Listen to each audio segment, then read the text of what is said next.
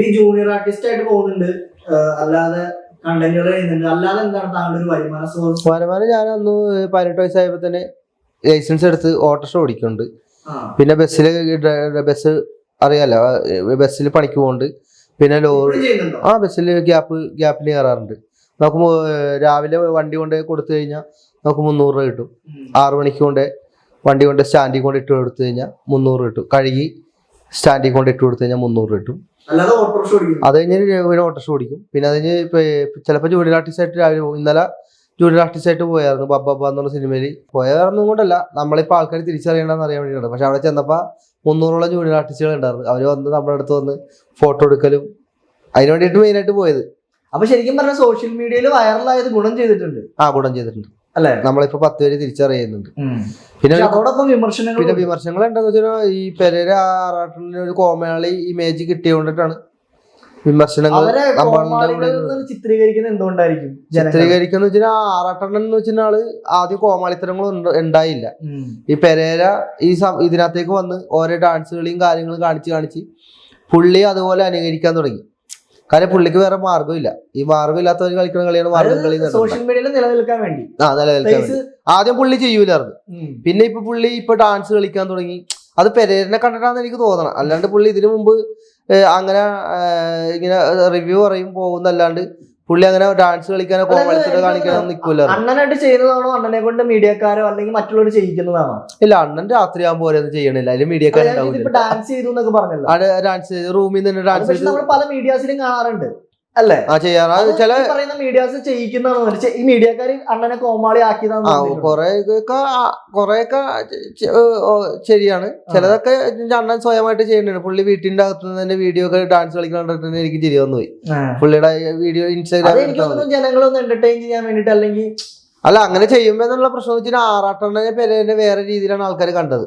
പക്ഷെ ഈ അണ്ണൻ ഇങ്ങനെ കാണിക്കുമ്പോ ഇവര് രണ്ടും ഒന്നാണെന്ന് വിചാരിക്കുള്ളൂ. കാര്യം പെരേര എന്ന് വെച്ചാൽ ഡാൻസ് കളി അങ്ങനെ കോമാളിത്തരം കാണിച്ച് നടക്കുന്ന ആളാണ്. ആറാട്ടണ്ണൻ എന്ന് വെച്ചാൽ ആള് ആദ്യമേ റിവ്യൂ ഒക്കെ പറഞ്ഞ് മര്യാദക്ക് പോയിക്കൊണ്ടിരുന്ന വെച്ചാൽ പിന്നെ പെട്ടെന്ന് അണ്ണൻ ഇവന്റെ കൂടെ നിന്ന് ഡാൻസ് കളിക്കാനും പിടിക്കാനും അങ്ങനെ കാണിക്കാൻ തുടങ്ങിയപ്പോൾ പിന്നെ ഒരു കോമാളി ഇമേജ് ആയി. പിന്നെ നമ്മളും കൂടെ വന്നപ്പോൾ നമുക്ക് ആ ഒരു സംഭവം കിട്ടി. പിന്നെ പല സ്ഥലത്തും നമുക്ക് ചാൻസ് വെച്ച് ചെല്ലുമ്പോഴും ഇവരുടെ കൂടെ ഉള്ളതുകൊണ്ടിട്ട് നമ്മളാ പലരും ഒഴിവാക്കുന്നുണ്ട്. അപ്പൊ മിക്ക സ്ഥലത്തും എനിക്ക് അത് കാരണം ഇവരെ ഒഴിവാക്കണം എന്ന് തോന്നിയിട്ടുണ്ടോ? ഇല്ല, ഇനിയിപ്പോ ഇവരെ ഒഴിവാക്കാൻ ഞാൻ സാധ്യത കുറവാണ്. ഇനിയിപ്പോ നമ്മള് സിനിമയിലായാലും എന്തിനാലും ആഗ്രഹിക്കുന്നത് 10 പേര് തിരിച്ചറിയണം. ഇപ്പൊ 10 പേര് തിരിച്ചറിഞ്ഞു. ഇനി ആറാട്ടണ്ണനെയും പെരേരനെയും വിട്ടൊന്നും ഞാൻ വേറെ ഇനി സിനിമ കിട്ടിയില്ലെങ്കിലും കുഴപ്പമില്ല. അതായത് സിനിമയില് അഭിനയിക്കണം എന്നുള്ള ഒരു ആഗ്രഹം എന്ന് വെച്ചാൽ അത് സാധിച്ചു. പിന്നെ സിനിമയിൽ അഭിനയിക്കണമെങ്കിൽ നമ്മൾ 10 പേര് തിരിച്ചറിയാനായിട്ടാ. അല്ല, വരുമാനം വേണ്ടേ? വരുമാനം ഞാൻ ഓട്ടോ ഓടിക്കണ്ടല്ലോ, അത് മതി. എനിക്ക് ഓട്ടോറിക്ഷ ഓടിച്ച ജീവിതം എനിക്ക് ജീവിക്കാനുള്ള ഞാനൊരു കാര്യം പറയാം. ഞാനിവിടെ എറണാകുളം സിറ്റിയിൽ ജനിച്ചു വളർന്ന മനസ്സിലായി. എനിക്ക് ജീവിക്കാനായിട്ട് എനിക്ക് 100 വഴികളുണ്ട്. എനിക്ക് ഓട്ടോറിക്ഷ ഓടിക്കാൻ എനിക്ക് അതിൽ നിന്ന് വരുമാനമുണ്ട്. അല്ലെങ്കിൽ ഞാൻ ഡ്രൈവറാണ്, ഹെവി ലൈസൻസ് ഉൾപ്പെടെയുള്ള ഒരുത്തരാണ് ഞാൻ.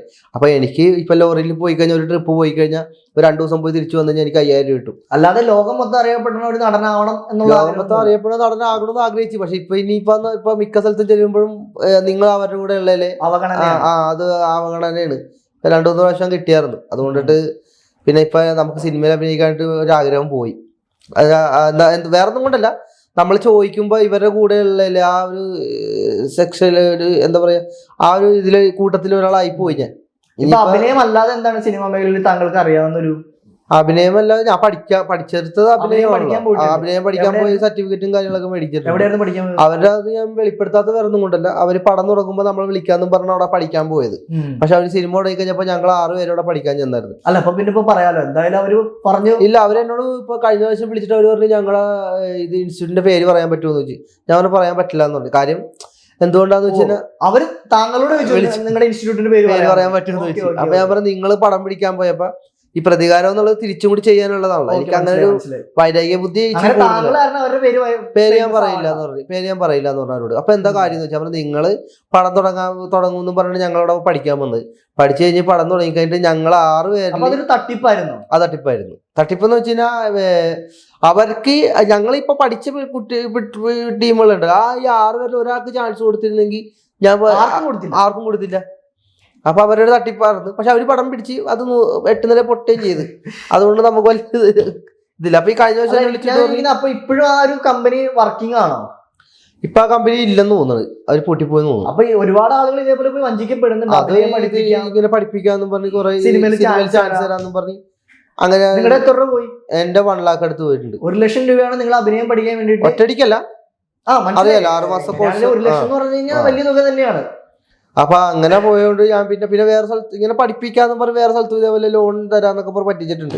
അവരൊക്കെ വലിയ വലിയ ആൾക്കാരൊക്കെ പഠിപ്പിക്കുന്ന ഇതാ ഇൻസ്റ്റിറ്റ്യൂട്ടാണ്. അത് പേരൊന്നും ഞാൻ പറയണില്ല, പഠിത്ത കുരിശാവണ്ടല്ലോ. അപ്പൊ ഞാനൊരു കാര്യം പറയാം, നമ്മൾ പഠിച്ചെന്നും പറഞ്ഞ് നമ്മൾ വീട്ടിനകത്ത് ഇരുന്നിട്ട് ഇവര് നമ്മളെ സിനിമയിൽ കയറ്റാൻ പോകണമെന്നില്ല. പുറത്തിറങ്ങി നല്ലോണം. താങ്കളുടെ ഒരു അഭിപ്രായത്തിൽ അഭിനയം പഠിക്കാൻ പോയി അല്ലെങ്കിൽ ഇങ്ങനത്തെ കോഴ്സ് ഒക്കെ എടുത്തിട്ട് വേണോ? അഭിനയം പഠിക്കാൻ പോയെന്ന് വെച്ചാൽ ഞാൻ ജൂനിയർ ആർട്ടിസ്റ്റ് ആയിട്ട് പോയിട്ട് അതായത് നമ്മൾ ഇത് നോക്കി പഠിക്കണതും വ്യത്യാസം ഉണ്ടാവില്ല. അഭിനയം പഠിക്കേണ്ട ആവശ്യമുണ്ടോ? ഒരു ഇൻസ്റ്റിറ്റ്യൂട്ടിൽ പോയി പഠിക്കേണ്ട ആവശ്യമുണ്ടോ? ശരിക്കും പറഞ്ഞാൽ നമ്മുടെ ആ ഒരു സമയത്ത് ചിലപ്പോ നിങ്ങൾ പഠിച്ചതിന്റെ ഒരു എക്സ്പീരിയൻസ് ചോദിച്ചതാണ്. പഠിച്ചതുകൊണ്ട് എന്തെങ്കിലും പഠിച്ചതിന്റെ എക്സ്പീരിയൻസ് ഒരു സംഭവം നമ്മളോട് പറഞ്ഞു കഴിഞ്ഞാൽ നമുക്കിപ്പോ ഒരു സീൻസിലോട് ഒരു ഇമോഷണൽ ചെയ്യാൻ പറഞ്ഞു കഴിഞ്ഞാൽ ഇമോഷണലായിട്ട് അത് അങ്ങനെ പഠിപ്പിക്കുന്നത് അറിയാലോ. കോമഡി ആയിട്ട് ചെയ്യാൻ പറഞ്ഞു കഴിഞ്ഞാൽ അത് കോമഡി രീതിയിൽ ചെയ്യാൻ പറയും. വില്ലന്റെ റോള് ഞാൻ ആ ഒരു കാറ്റഗറിയിലായിരുന്നു കൂടുതലും ശ്രദ്ധിക്കാക്കിയത്. വില്ലനിസം പഠിക്കാനായിരുന്നു ഞാൻ കൂടുതലും. വില്ലനാകാനാണ് താല്പര്യം. ആ ഒരു ലുക്കാണല്ലോ എനിക്കുള്ളത്. ഹരീഷ് പേരാടിയുടെ ചെറിയൊരു ലുക്ക് അത് ഒരുപാട് പേര് പറയുന്നു. താടിയൊക്കെ ഷേവ് ചെയ്തപ്പോഴേ അങ്ങനെ പറഞ്ഞിട്ടുണ്ട്. അതെ.